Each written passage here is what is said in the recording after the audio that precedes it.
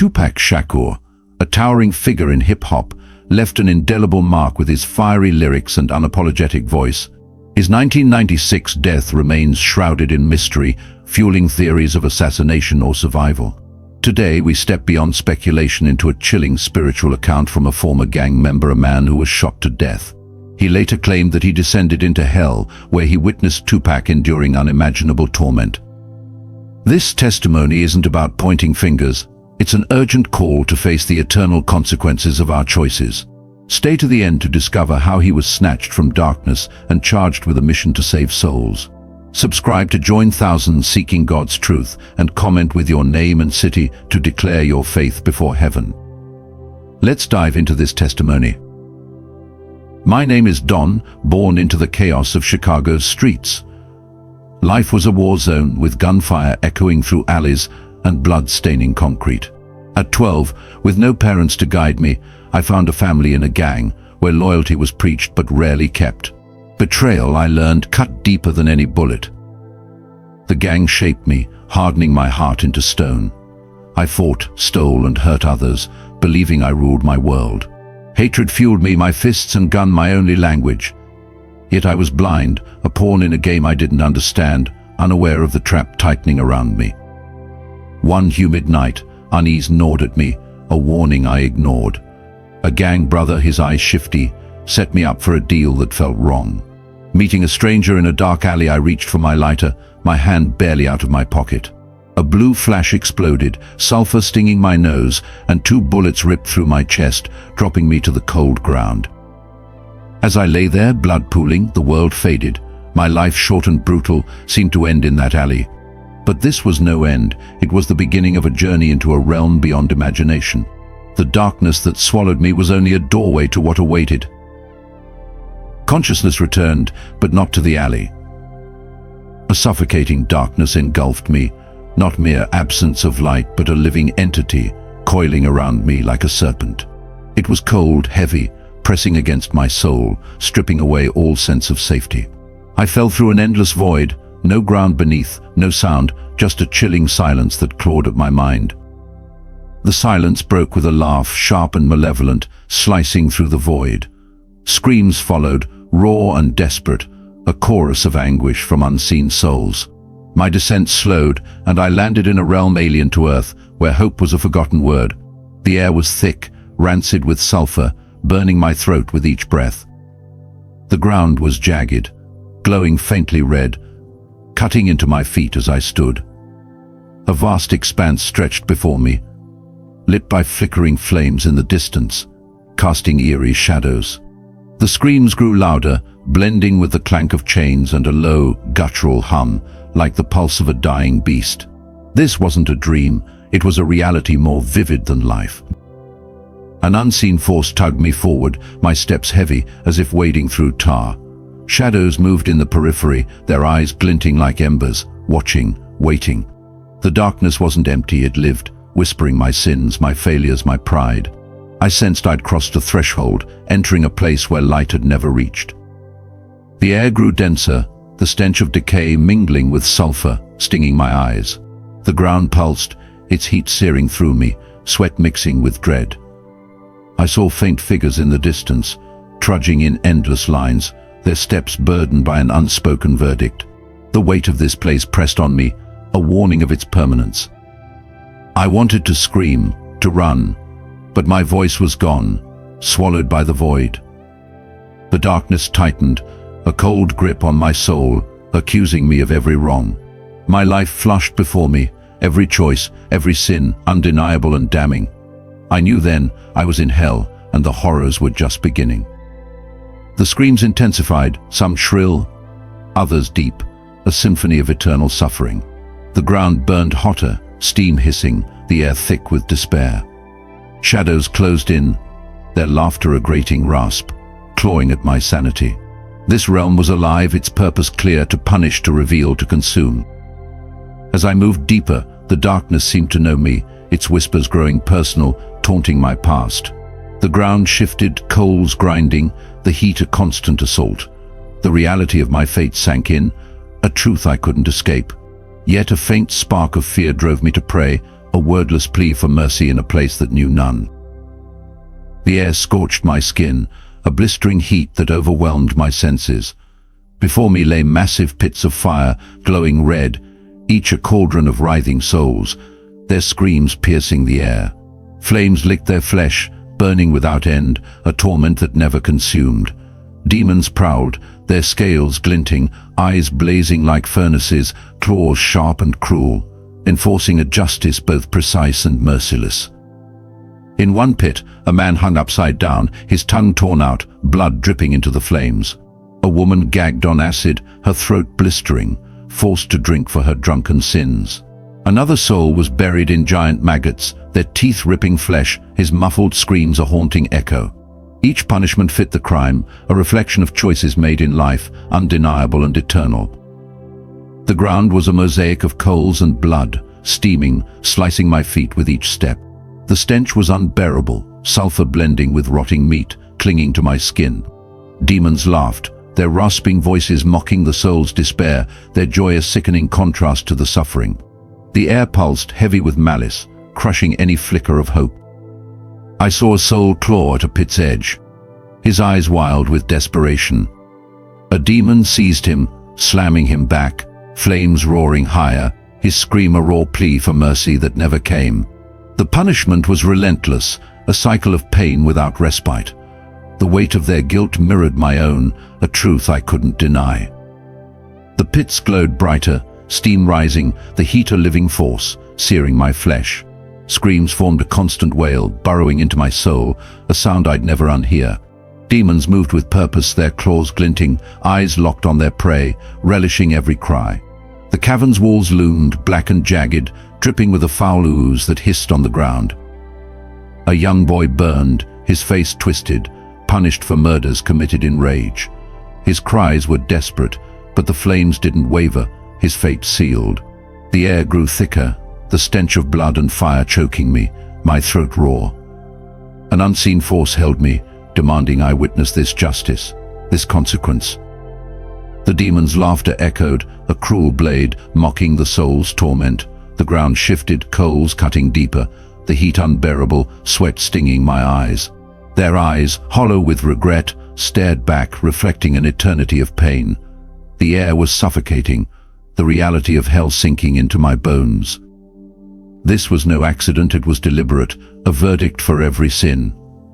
The flames roared, the screams rang, the stench clung, a cycle without end. My sins flashed before me, my violence, my pride, my rebellion, all leading here. A faint prayer formed, a plea for escape, drowned by the pit's relentless roar. A demon loomed, its frame towering, eyes like burning coals, claws dripping with dark oil. It grabbed me, its grip icy, dragging me across the burning ground, coals scorching my legs. A whip of fire lashed my back, each strike a blaze of agony, my flesh blistering, healing, then burning again. A red-hot spear pierced my chest, the pain searing my soul deeper than any physical wound. Its voice boomed, accusing me of pride, of mocking God's call. I'd scorned preachers, laughed at faith, called it weakness. Each lash was for my arrogance, each stab for my rebellion. The air was thick, smelling of charred flesh and sulfur, the heat crushing my spirit. I was hurled into a pit, its walls slick with black slime, the floor glowing red. The whip cracked again, flames biting my back, my screams lost in the pit's roar. The demon's laughter was a blade, its eyes gleaming with cruel joy. My sins weighed heavy, the reason for every blow, undeniable. The ground burned, steam hissing, the stench of rotten blood choking me. I tried to stand, but the whip struck harder, forcing me down. The spear pierced deeper, the pain of fire consuming my soul. The air pulsed with malice, the demon's presence a weight I couldn't escape. My life replayed moments of defiance, of turning from God's voice. Each choice led here, to this pit, this torment. The flames roared, the whip cracked, the stench clung, a cycle without end. I was alone, my pride stripped, my soul bare, facing the cost of my sins. The demon circled, its claws glinting, its grin mocking my pain. The ground shifted, coals cutting deeper, the heat searing, sweat mixing with blood. The screams of others blended with mine, a chorus of despair. A faint plea for mercy formed, but the pain drowned it, the demon's laughter louder. This was my fate, earned by my rebellion, my refusal to heed God's call. The whip struck again, flames biting, the spear piercing, the torment eternal. The walls closed in, dripping slime, the stench overwhelming, my soul aching under justice's weight. Yet, a spark of hope flickered, a cry for God's grace in this hopeless place. As I stumbled through the fiery cavern, a figure caught my eye, distinct amid the chaos. He knelt on a jagged stone, his head shaved, skin scarred by burns, eyes brimming with anguish. It was TUPAC Shakur, the rapper whose music had been my anthem, now broken, bound by glowing red chains.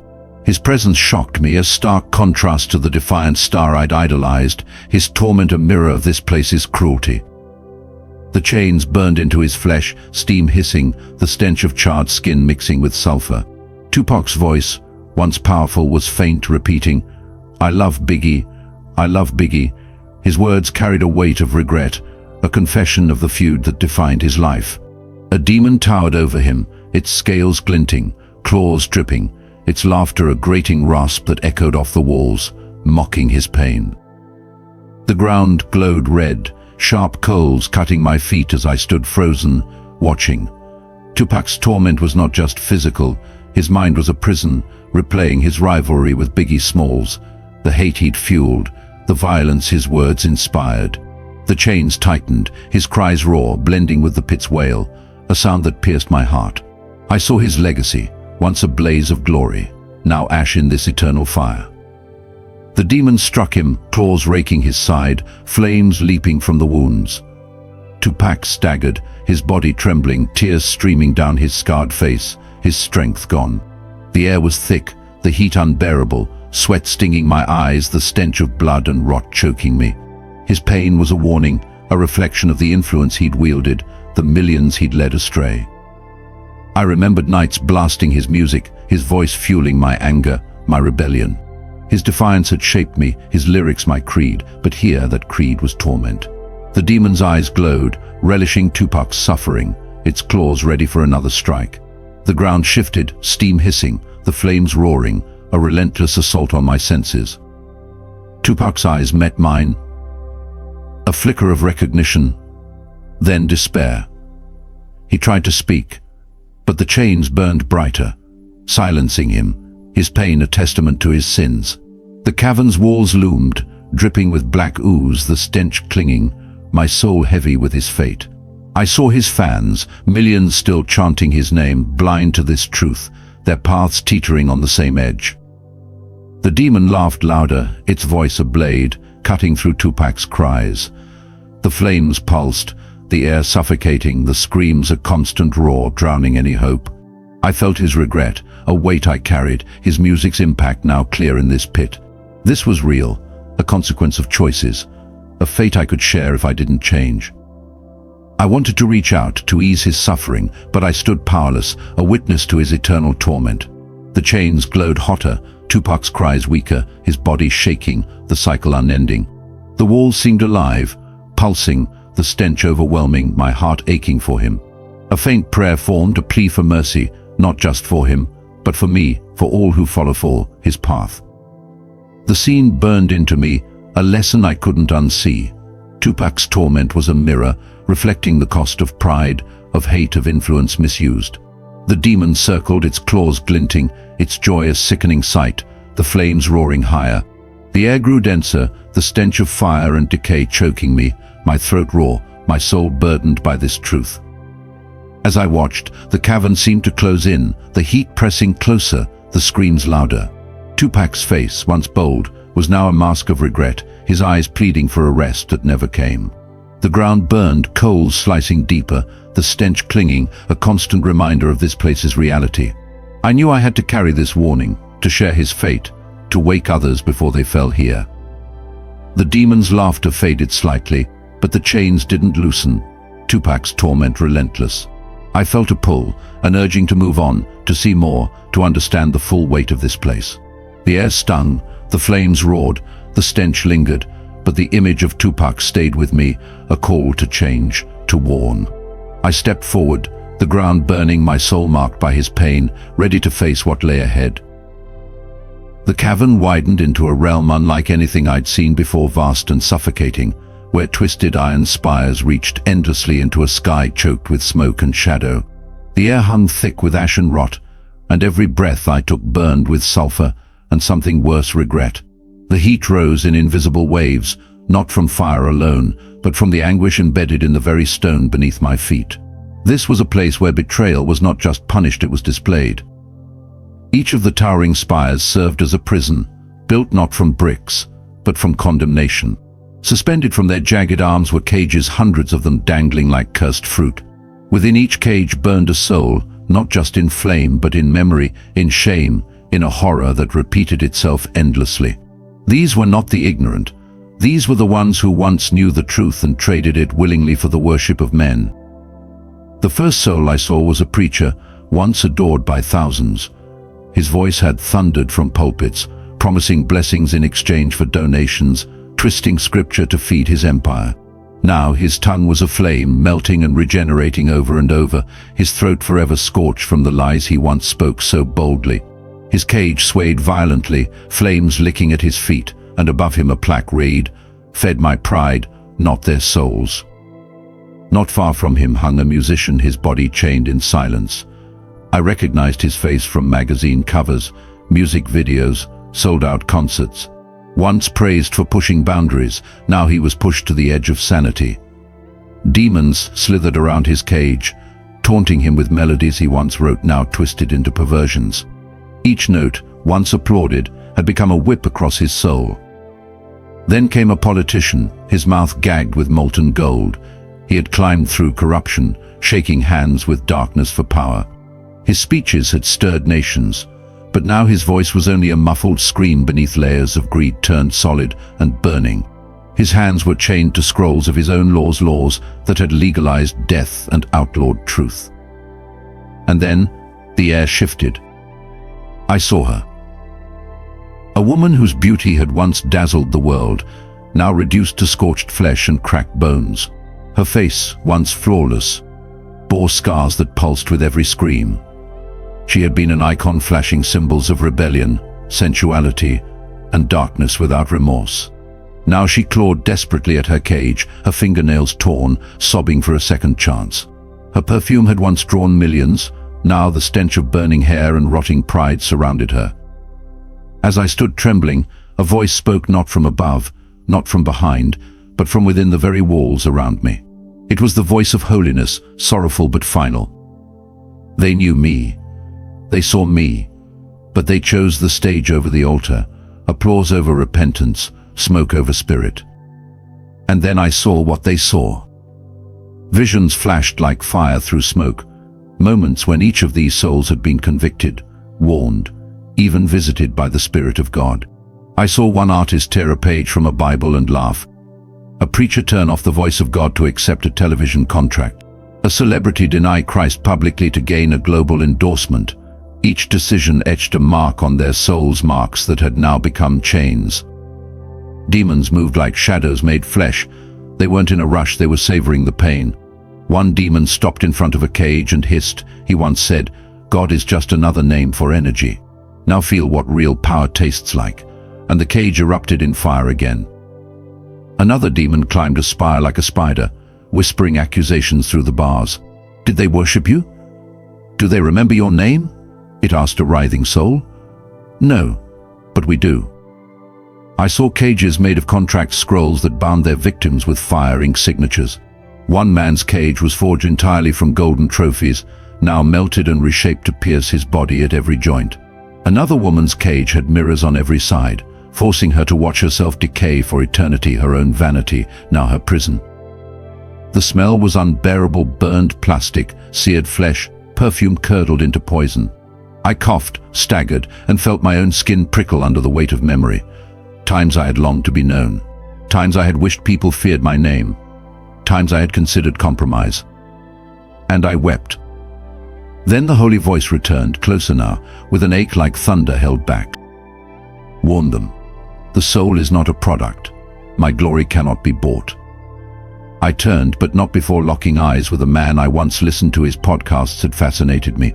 Now his mouth was torn open, whispering I thought I was free. His cage dripped with black slime, and demons surrounded it, chanting false doctrines he had once preached. Behind me, the spires groaned as if alive. The iron bent under the weight of divine wrath. The cages rattled with new desperation as I backed away, and for a fleeting moment, I could hear what no one else would. The silence of mercy that would never come. One last voice reached me, a woman, face half burned, voice hoarse but clear. "Don't be silent. Tell them we were warned." And then a whisper, colder than fire, softer than regret. "Run." And I did. The cavern shifted, leading me to a new terror, where the air vibrated with a piercing screech, like metal scraping flesh. A colossal iron mill loomed, its gears glowing red, turning with a relentless rhythm, grinding souls fed into its jaws. Their tongues were pulled out, crushed, then regrown, a cycle of agony for words that destroyed lives. The stench was sickening, blood and burning flesh mixing with sulfur, choking my throat, stinging my eyes. A holy figure appeared, its voice steady. These used their tongues to lie, slander, curse, leading others to ruin. I saw a man, his face contorted, his tongue mangled, screaming as the mill crushed it again, punished for deceit that tore families apart. Among them was a friend from my youth, once a preacher, now burning for sermons laced with hate, his cries raw, echoing through the cavern. The ground glowed, coals cutting deep, steam hissing, the heat searing my feet. The mill's roar was deafening, blending with the wails, a symphony of torment that shook the air. Demons operated it, their scales glinting, eyes glowing like lanterns, claws guiding each soul with cruel precision, their laughter a grating rasp. The air was thick, the stench of rotten fire overwhelming, my throat burning, my heart heavy with the weight of their sins. Each punishment was exact, a reflection of words that wounded, deceived, destroyed. I saw a woman, her voice once sweet, now a scream, her tongue crushed for gossip that ruined lives. Her cries were desperate, her hands clawing the air, finding no escape, her regret palpable. The ground shifted, hot and jagged, the heat a living force, burning through me, sweat mixing with dread. The demons laughter mocked her pain, their claws ready, their eyes relishing her torment. The air pulsed, heavy with despair, the mill's rhythm a constant verdict, unyielding. I remembered my own words, harsh insults, lies told to save face, their weight now clear in this place. The walls loomed, dripping with slime, the stench clinging, my soul aching under the truth of this justice. This was a consequence for every careless word, every curse, every lie. The screams grew louder, the mill grinding relentlessly, the flames roaring, the cycle unending. Demons moved with glee, their eyes locked on their prey, their joy a sickening sight, claws glinting in the firelight. The ground burned, steam rising, the stench of blood and fire choking me, my throat raw, my heart racing. I prayed, a faint whisper, for forgiveness for my own tongue, for strength to warn others. I saw another soul, a man who'd used words to incite violence, his tongue crushed repeatedly, his screams raw, his eyes wide with regret. His life had been power, his voice a weapon, but here, it was his chain. The air grew denser, the stench overwhelming, the mill's roar a constant reminder of justice. The demons circled, their laughter a blade, their claws ready, relishing the pain they inflicted. The cavern seemed to close in, the heat pressing closer, the screams louder, the stench clinging. I saw more souls, each a story of words misused, of lives destroyed by their tongues. The ground shifted, coals slicing deeper, the heat searing, the air thick with despair. The holy figure's voice lingered, urging me to see, to remember, to carry this warning to the living. This furnace was a lesson, a mirror of the tongue's power, its cost. The flames pulsed, the screams rang, the stench clung, a cycle without end. I felt the weight of my own words, their potential to lead here, the reality sinking deep. I prayed again, for wisdom, for a tongue that speaks life, for courage to share this truth. As I stood before the mill, the holy presence steadied me, its voice a guide through the horror. The screams faded slightly, but the mill's rhythm didn't stop. a relentless verdict. The air stung, the flames roared, the stench lingered, but the voice urged me forward, to see more, to understand fully. I moved on, the ground burning, my soul marked by this furnace, a mission to warn growing stronger. The cavern opened to a grotesque sight, a river, not of water, but of thick, red blood, flowing with chunks of flesh, its surface rippling with despair. Souls floundered within, their screams muffled, their bodies twisting in the relentless current, unable to escape. Unborn children floated, their tiny forms glowing faintly, their silent cries a haunt weight on my soul. The air was heavy, smelling of blood and decay, the heat a crushing wave, choking my breath, stinging my eyes. A holy voice whispered, "This is for those who killed for convenience or gain, who shed innocent blood." Women were bound to rocks along the banks, small demons, childlike but grotesque, tearing at their flesh, their screams raw, echoing through the cavern.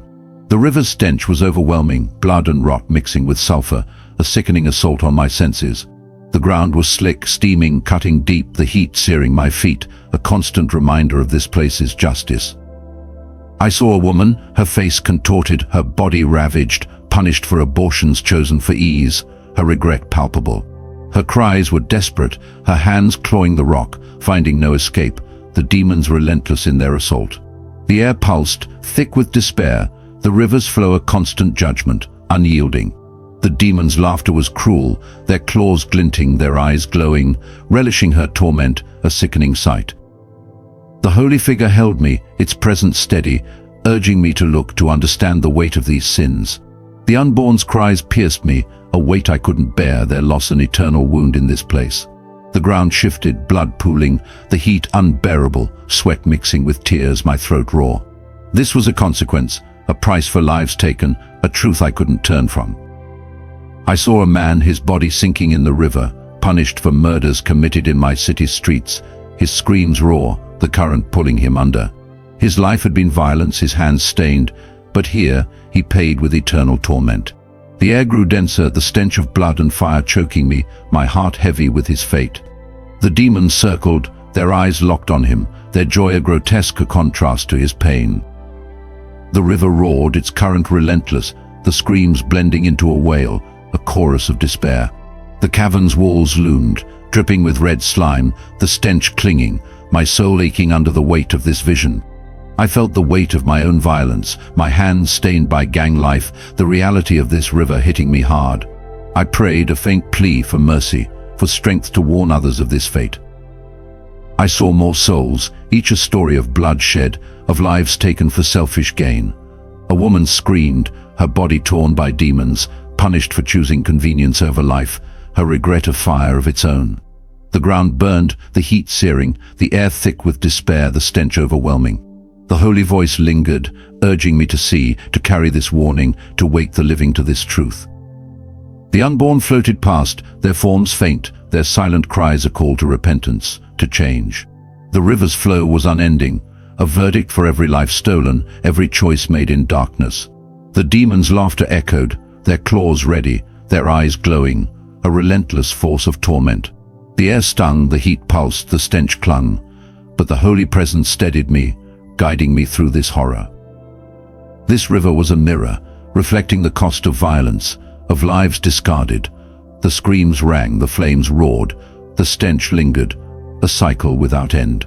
I felt small, exposed, my own sins flashing before me, the reality of this place sinking deep. I prayed again for forgiveness, for courage to share this vision, to save others from this river. As I stood by the blood-soaked banks, the holy figure's voice urged me forward, to see more, to understand fully. The screams faded slightly, but the river's roar didn't stop, a relentless verdict. The air stung, the heat pressed closer, the stench clung, but the voice guided me, a mission to warn growing within me. I moved on, the ground burning, my soul marked by this river, ready to face what lay ahead. As despair threatened to swallow me, a radiant light erupted, pure and blinding, slicing through the darkness like a blade. I felt a pull, like a rope from heaven, lifting me from the pit, the flames fading below. A voice spoke, warm and firm, "Dawn, my son." The torment stopped, the screams softened, replaced by a peace so profound it overwhelmed me, a mercy I couldn't comprehend. The light enveloped me, showing my life like a film, every moment, every sin laid bare. My lies, my violence, my pride flashed before me, undeniable, a weight I couldn't bear. Yet the voice didn't condemn, it offered repentance, a chance I didn't deserve, a love that broke me. The air cleared, the stench of hell replaced by a faint scent of flowers, sweet and pure, a breath of life. I rose higher, the pit shrinking, its fires a distant glow, the screams a faint echo. The voice's love was a force, rebuilding my soul, filling me with hope, with purpose.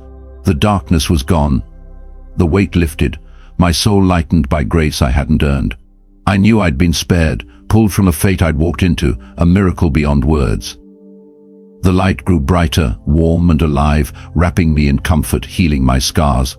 My sins remained, but the voice's grace covered them, urging me to change, to live differently. The air was clean, the screams silenced, the reality of salvation sinking deep into my bones. I prayed, a whisper of gratitude, vowing to honor this mercy, to carry this truth. The ascent continued, the light steady, a beacon guiding me upward, away from the pit. The horrors of hell lingered, but the voice's promise was stronger, a call to warn others, to save them. The air vibrated, holy and calm, my soul marked by this moment, this rescue.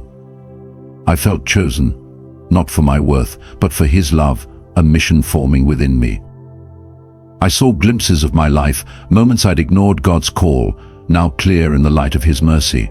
Each choice, each rebellion, had led to that pit, but this light was my second chance, my redemption. The air sang, the fragrance of heaven clinging to me, a reminder of His grace. I prayed again for strength, for boldness, for a life that reflects this love. The light pulsed alive, a force that anchored me, a promise of what awaited the faithful.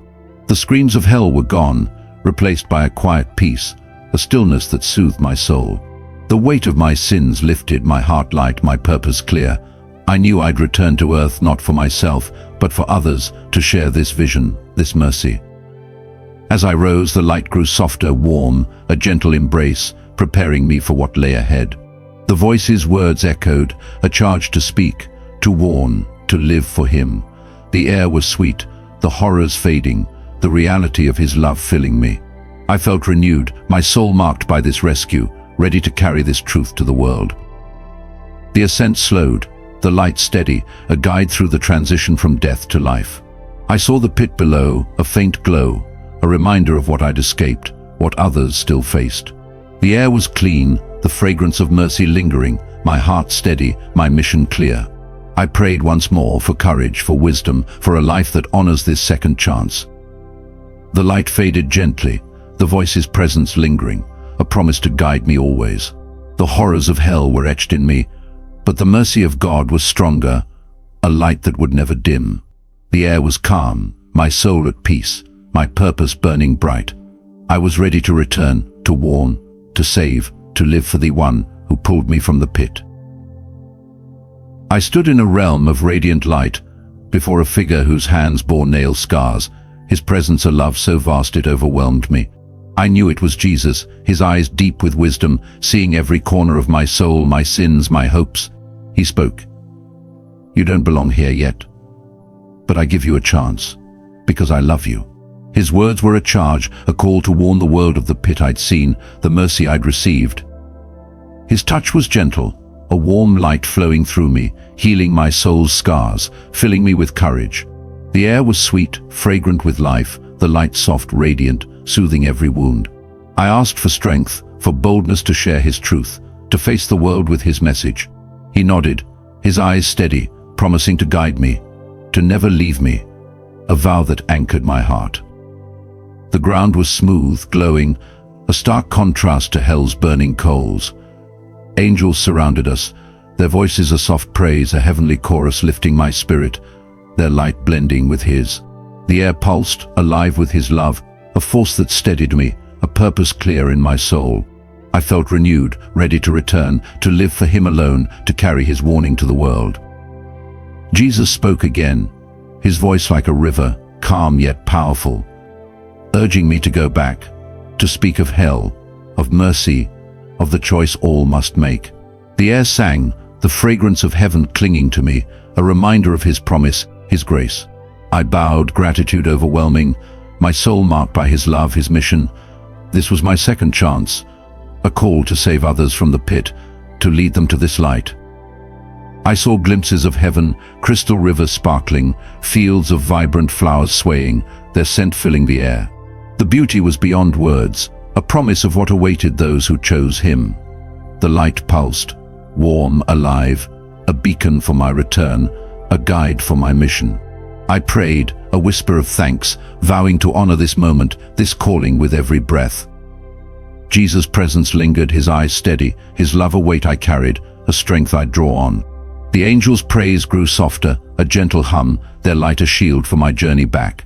The air was clean, the ground cool, the horrors of hell a distant echo, replaced by this hope. I knew I'd face trials, but his promise was stronger, a vow to walk with me always. The realm of light seemed to expand, towers of pearl and gold gleaming, their surfaces catching the glow, reflecting his glory. The sky was radiant, no sun needed, the light coming from him, holy and warm. The air vibrated, filled with his presence, a peace that soaked into my soul. I felt his love, a force that broke me, rebuilt me, prepared me for the world. Jesus spoke once more, his words a charge to warn, to love, to live for him. The air sang, the fragrance of heaven a reminder of what I'd seen, what I'd share. I stood taller, my heart steady, my mission clear, a call to wake the blind, to point them to him. I was ready, my soul marked by this encounter, this grace, this purpose. The light softened, preparing me for my return, the transition from heaven to earth.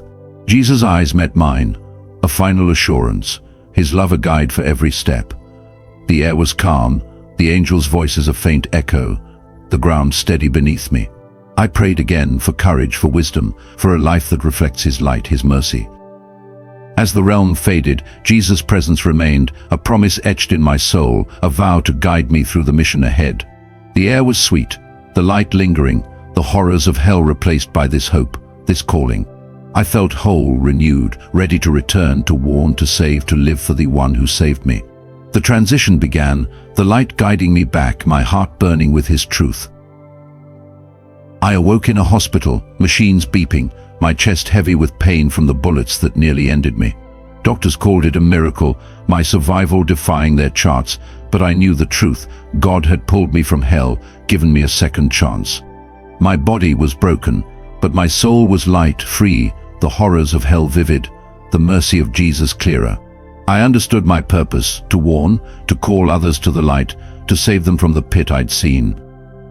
I left the gang life, burning my old clothes, cutting ties with those who betrayed me. Prayer became my anchor, scripture my shield, their truth guiding me through temptation's pull. I felt Jesus' presence, his voice steady, giving me words to share my story, to speak of hell, of mercy. The hospital room faded, replaced by a mission to reach the lost, to wake the blind with my testimony. I wrote a book, From Hell to Hope, pouring out my vision of TUPAC, the river of blood, the mercy that saved me. I formed a group, helping others escape gangs, addiction, darkness, sharing my story in churches, streets, anywhere. My voice carries urgency, not for fame, but to save souls, to point them to Jesus, the one who pulled me from the fire. Every day I pray, study, live for him, my life a testament to his grace. The memory of hell's flames, TUPAC's cries, the river of blood drives me forward. I speak to youth, to gangs, to anyone who listen, warning of the eternal stakes, urging them to choose light. My heart is steady, my mission clear, a call to live differently, to honor the one who saved me. I live to lead others to his love, to keep them from the pit, to share the hope that changed me. Don's journey shakes us to the core, a raw glimpse into hell's terrors and heaven's mercy. He saw TUPAC in torment, faced his own sins, yet was saved by God's unearned grace. This isn't just his story, it's a warning for every soul still breathing. Are you choosing light or darkness? Share your thoughts with your name and city to stand for Christ before heaven. Next, we'll uncover another chilling day, a vision of Hitler's fate in hell, a story to stir your soul. Stay tuned, seek Jesus, and choose life. Amen. Hello and welcome back to Eternal Bible Stories. where I recount extraordinary near-death experiences sent in by our listeners. Today's story is about a man who was given a second chance by God. A few years ago, he had an out-of-body experience when he died and was taken to hell. He shared his story with me in incredible detail, and he even claimed to have seen a very famous religious figure while he was there. Trust me, you're going to be shocked when you find out who it is. So make sure to watch until the end to uncover the truth. This is one crazy story. So buckle up and let's dive right in.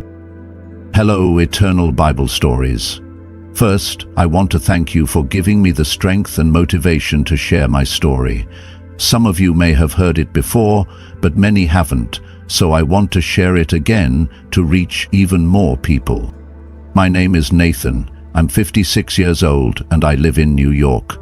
I started using drugs at a very young age, around 10 years old. My parents had no idea. They never even suspected it. Who would think a 10-year-old would already be smoking weed, right? So it was easy to hide. In my neighborhood, there were some guys who were pretty gangster, if you want to call it that, and I spent a lot of time at their houses. Because of that, I drank with them a lot. But then I'd feel guilty. And sometimes I'd even tell them, hey, the Bible says we need to stay sober and avoid temptation. I grew up in a Christian family, knowing about the power of God, the power in the name of Jesus. But at the same time, I was tormented by demons from a young age. I was so terrified that I couldn't sleep with the lights off. I always kept them on, with my door open. This fear lasted until I was 17 or 18 years old. But in the end, I chose to rebel. I wanted to do everything everyone else was doing. Sex, drugs, partying. I knew it was wrong, but I did it anyway. And then, one night, I took too much methadone. That night changed my life forever. Methadone was the first thing I got hooked on, but it didn't take long before I switched to heroin. Once addiction had sunk its claws deep into my body, every single day revolved around just one question: how can I feel better? There was only a gnawing hunger in my veins, pushing me toward the next dose.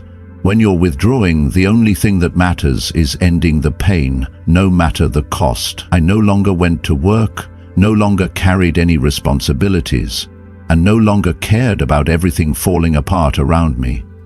I had completely lost myself without even realizing it. That day I crushed 5 Percocet pills, snorted them, then swallowed 10 more. Why did I do it? Because that was all I knew, all I wanted. At the time, the Obama administration was handing out unemployment benefits, and I was one of those people getting money in the mail without having to lift a finger. I didn't have to work, I just waited for the checks to arrive and did whatever I pleased. And the only thing I wanted was to sink deeper into my addiction. No goals, no hope. Just one escape, those pills. They were my only ticket to a place where I wouldn't feel anything anymore. As the drugs kicked in, I stumbled into the kitchen. I suddenly remembered the bottle of Everclear that someone had given me earlier. Why not drink? I had nothing else to do, no one to meet, nothing to lose. I unscrewed the cap, poured myself a double shot and threw it back.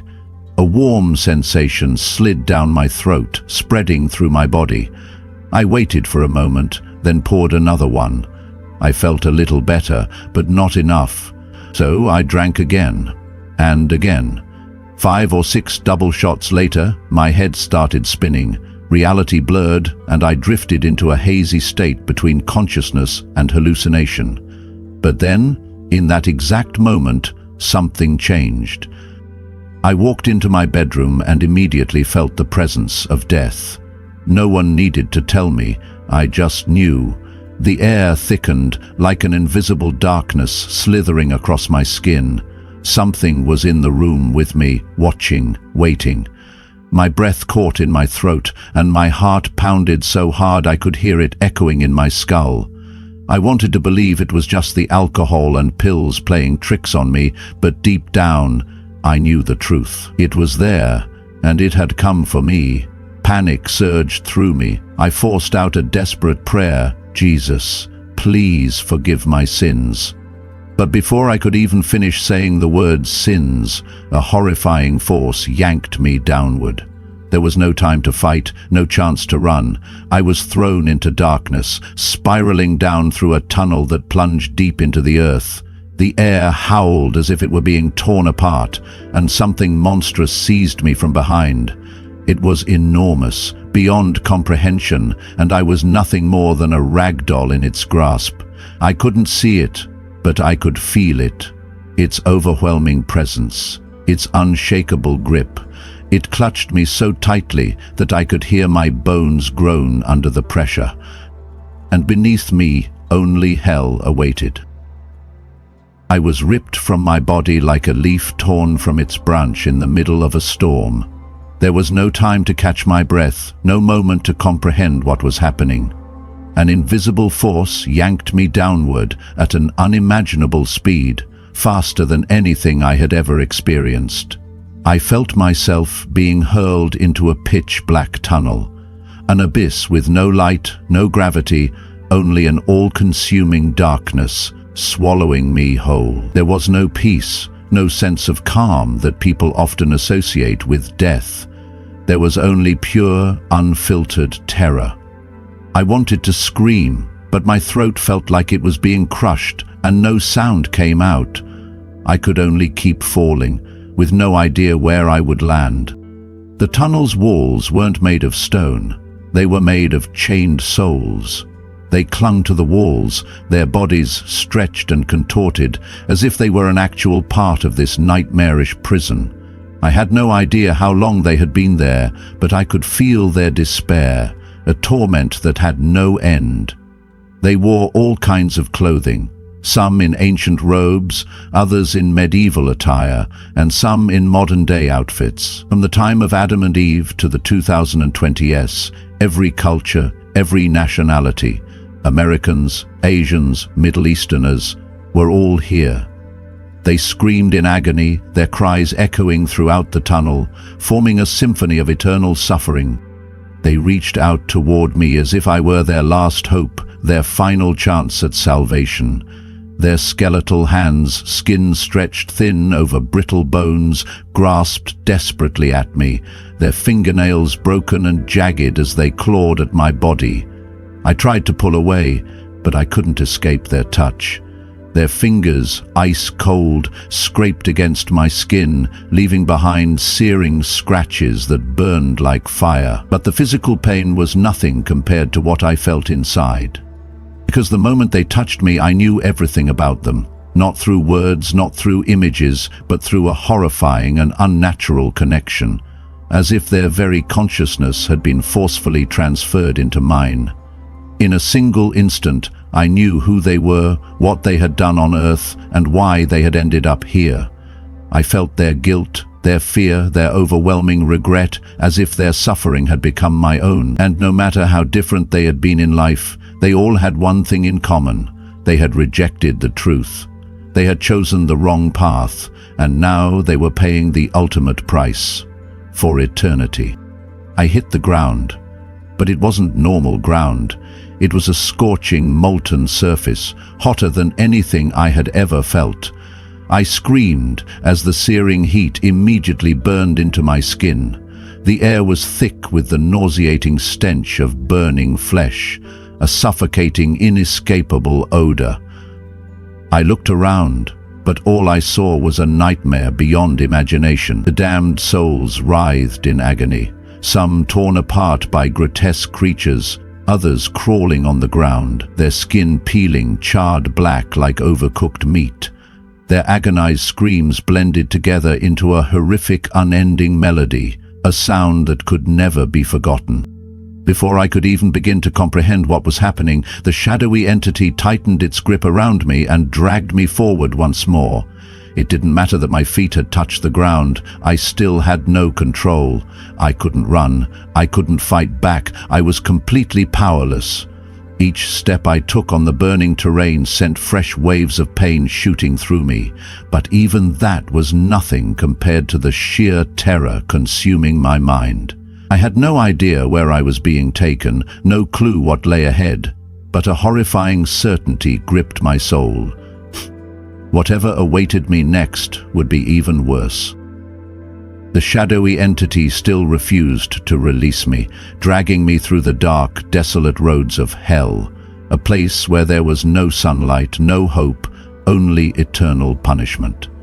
I had no idea where I was being taken, but when a massive castle loomed before me, I felt a sense of dread even greater than what I had experienced when I saw the chained souls. This castle was nothing like the ruined towers or scorched walls I had imagined hell to contain. It was strangely magnificent, yet haunting, with gleaming white stone walls, towering columns stretching high into the darkness, and a colossal gate reminiscent of King Arthur's era. The black wooden doors were adorned with huge metal rings, resembling the nose rings of a bull. It stood there, grand yet foreboding, as if it welcomed no one, yet allowed no one to leave. The entity dragged me toward the massive entrance, and without a sound, the doors swung open on their own. From within, a blinding light burst forth, so intense that I had to squint against its brightness. For a fleeting moment a thought crossed my mind. Was this a different place? Was this not like the rest of hell? But the moment I stepped inside, I knew. This light was not divine. It was a deception. I looked down and found myself standing in a long, endless corridor, lined on both sides with stone prison cells. The false light from outside had completely vanished, replaced by a cold, oppressive atmosphere that made my skin crawl. There was no need for anyone to explain where I was, because the moment I entered, a horrifying understanding was forced into my mind, leaving no room for doubt. This was the place of punishment for those who had deceived others about God. This was the part of hell reserved for false religious leaders, for false prophets, for those who had led people astray and driven them away from true salvation. These were the people who had used God's name for their own gain, who had manipulated the faith of others to seek power, wealth, and personal glory. And now, they were trapped in the very web of lies they had spun in life. As I walked past the endless rows of prison cells, I saw them. Figures draped in ornate robes, adorned in the garments of priests, ministers, and religious leaders. These were the very people who, on earth, had been revered as spiritual guides, as those who were meant to shepherd souls toward righteousness. But here, there were no iron bars, no chains binding them physically, yet none of them could leave. Their regret was the chain that bound them, anchoring them to this place for eternity. I could feel the depth of their despair. They knew exactly what they had done. They knew they had deceived millions, and now they knew they could never escape this fate. I continued walking through the endless hall of cells, my eyes scanning the twisted, tormented faces of those imprisoned here. Their expressions were contorted with the agony of the soul, their hollow eyes brimming with the bitter realization of their sins. And then I stopped. My heart froze in my chest as I saw a man. He was different. There was something about him that held my gaze, something that made it impossible to look away. I didn't recognize him, but in that moment, I knew he was important. I didn't know who he was, but deep inside I had the unmistakable feeling that soon I would find out. The man standing before me was dressed in a distinctly 19th century outfit, the style reminiscent of the colonial era. His appearance evoked the image of a powerful figure, a man of high social status in his time, but now he was nothing more than a lost soul in hell. The moment my eyes met his hollow, empty gaze, an invisible force pulled me into another scene, as if I had been yanked straight into his memories or an endless torment he was trapped in. Before me, he was standing on a lush green lawn, his worn-out shoes brushing against the grass as if testing whether the ground beneath him was real. I could feel his thoughts, his consciousness bleeding into mine. I'm home. I'm standing on my own lawn. Confusion flickered across his face, but behind it, I saw a fragile sliver of hope. As if he believed he had just woken from a nightmare and everything horrific from before had merely been an illusion. He ran straight toward the simple two-story house ahead of him, the door swinging open as if welcoming a long-lost traveler back from a long journey. But the moment he stepped inside, darkness swept over the entire space, swallowing the light, and from the shadows, two monstrous creatures emerged. They were shaped like mutated alligators, their hunched backs covered in rough, scaly skin, their jaws lined with long, razor-sharp teeth, dripping with saliva. He froze, his body trembling, as if his instincts were screaming that he had just made a terrible mistake. But it was too late. The two creatures began speaking in a grotesque, unearthly language, a sound so eerie and unnatural that it felt like it didn't belong to this world. Their voices dripped with malice, forming a nightmarish melody that no human could ever mimic or comprehend. Then, in a sudden flash, they transformed. Before me, a radiant golden angel appeared, shimmering as if forged from the most precious metal. Its eyes gleamed with an enchanting glow, luring anyone who gazed into them. Simultaneously, another figure materialized, the Angel of Death. The golden angel spoke to the man in a voice unlike anything from Earth. It was more than just speech. It was a haunting symphony of song, music, and an unexplainable energy, something so deeply compelling that it seeped into the very soul of the listener. The moment the voice rang out, he was drawn in, his eyes filled with awe and longing, as if this was what he had been waiting for his entire life. The door to the house burst open, and like a man entranced, he rushed up the stairs and fell to his knees, bowing in worship before the false angel. The golden angel lifted him up, caressed him with deceitful gentleness, then with a commanding sweep of its hand, everything around us changed. The house vanished, the green lawn disappeared, the wooden walls crumbled into nothingness. In its place stretched an endless sea of people, faces extending as far as the eye could see, all the way to the horizon. The golden angel raised a hand, its voice resonating with the authority of a king. "Preach the message I have given you." He looked down at the crowd, and I felt an uncontrollable exhilaration rise within him. I could feel it, the intoxicating pleasure of being worshipped, the thrill of standing on a pedestal bathed in false glory. As he began to speak, the golden angel lifted 6 strange symbols into the air, floating like ancient Egyptian hieroglyphs. With each sentence he uttered, one of the symbols lit up and flipped, but it turned in reverse, as if his words were twisting the truth into something else. But just as he was reveling in his false grandeur, a chilling laugh echoed from the golden angel. Its face began to change, its smile stretched unnaturally, warping into a grotesque, twisted grin. Drool oozed from between its jagged teeth, and its eyes flashed with an unmistakable malevolence. This was no angel. This was a demonic entity that had successfully deceived a fool. From below, the crowd suddenly erupted in furious screams. Their worship turned into rage. Like a violent storm, their voices surged in unison, echoing through the air in a deafening wave of wrath. "You're the reason we're in hell, you fat liar! Come down here so we can tear you apart!" The adoration they once had for him was gone, replaced by unrelenting hatred. Thousands of voices merged into one, an avalanche of fury crashing upon him, shaking him to his very core. He froze, his body trembling as realization dawned upon him. He wasn't preaching to devoted followers. He was standing before the very souls he had led to damnation. But the nightmare wasn't over. From the back of the crowd, the 2 alligator-like demons returned, but this time they weren't alone. They dragged his children forward. A small girl clutched a teddy bear, her innocent eyes staring up at him. Her voice was soft, fragile, but filled with immeasurable sorrow. "Father, why did you lie to us?" At that moment, hopelessness crashed upon him like a tidal wave, crushing every last remnant of his soul. He was no longer a preacher. He was no longer a leader. Now he was nothing but a man consumed by regret. A regret that could never be undone.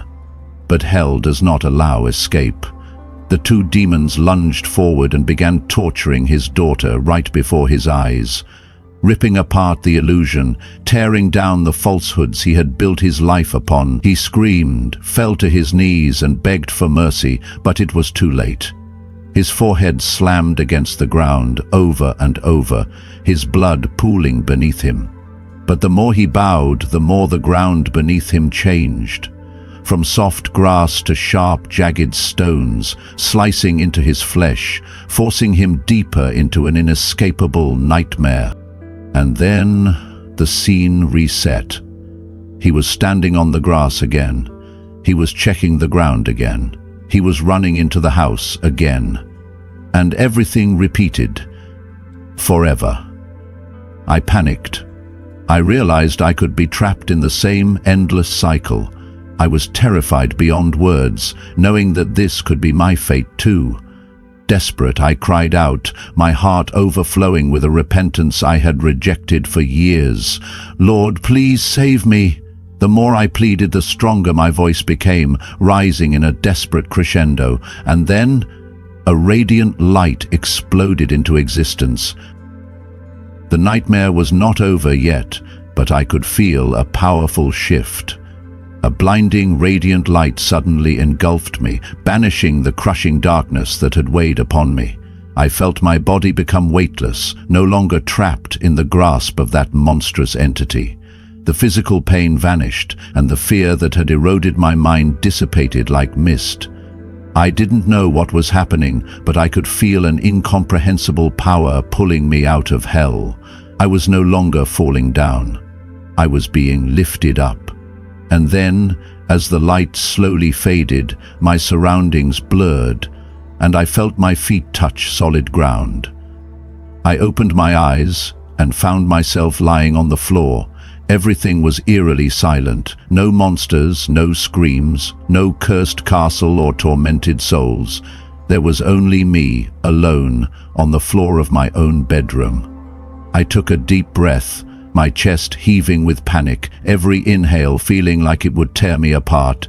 My hands trembled as I tried to push myself up, but it felt as if every ounce of strength had been drained from my body. Everything I had just experienced was real. I had no doubts left. I had died, and I had been taken to hell, but somehow I had been pulled back. I had been saved. I didn't need an explanation. I knew who had rescued me. Not because I deserved it, not because I had done anything good, but simply because Jesus had never given up on me. I had turned my back on him, lived in sin, drowned myself in drugs and destruction, yet he had still reached out and pulled me from the abyss. I had been given a second chance, allowed to live again, and I knew I could not waste it. But just when I thought I could change, I fell into darkness once more. The terror of hell would not let me go. It clung to my mind, eating away at me day by day. I couldn't bear to be sober. I couldn't face the horrifying memories of the place I knew I would return to if I died again. I was so consumed by fear that I sank even deeper into drugs, not because I wanted to, but because it was the only way to forget. Life had no meaning for me anymore, and I no longer cared about my future. There was only one thought in my mind. If I die, I will go back to hell. Every day I would check my heartbeat hundreds of times, terrified that my heart would stop without warning. I couldn't sleep peacefully, couldn't enjoy anything. I lived in a constant state of panic. But God did not abandon me. A year later, one sentence changed my life forever. I was sitting with my ex-father-in-law, drowning in my usual fear and hopelessness. He looked at me, not with judgment, not with condemnation, but with a deep, sincere kindness. Then he said, "Jesus loves you more than you love my daughter." That sentence shattered every wall I had spent years building around my heart. For so long, I had believed I could not be saved, that my sins were too great, that I had strayed too far from God's mercy. But in that moment, I realized that Jesus had never let go of me. I was not beyond hope. I still had a chance. And in that exact moment, I made my decision.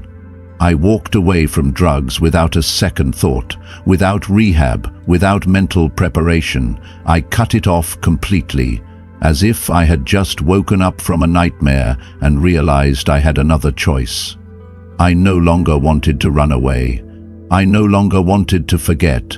I wanted to face the truth, that I belonged to God and that I needed to return to Him.